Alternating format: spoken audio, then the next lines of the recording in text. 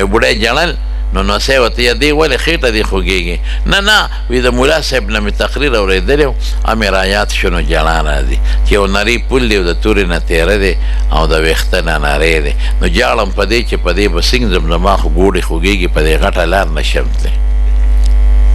نو هغې ورته ویې څه چغې دې جوړې کړې او جاړې موږ دې له خوبه وویستو چې نشې تللی مه ځه خوارې د مور کور دی څه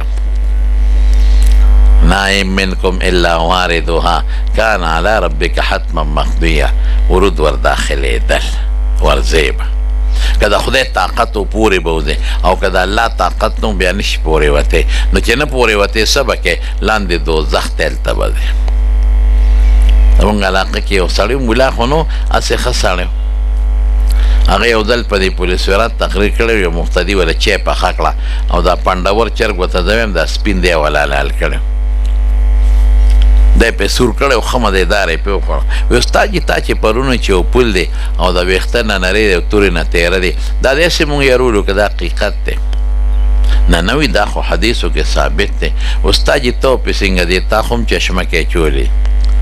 او کونټی دی لاس کې ده خو څه دم به رسری که دا دم د سړي خو پورې به وځې او که دم د سړي خدای ته وګوره استاد جي هغه دم راته دلته وښایه هغه اتلس شلې زره قامه کې به تا پسې کوم ځای ګرځم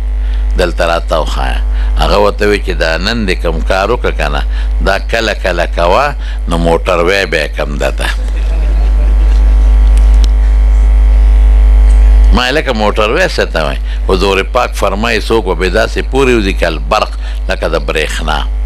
کا جاوید الخیل کر رکاب اوښانو په شانسونو دا به پې الله پاک پورې بس او چې د خدای طاقت نه نشي پورې وتی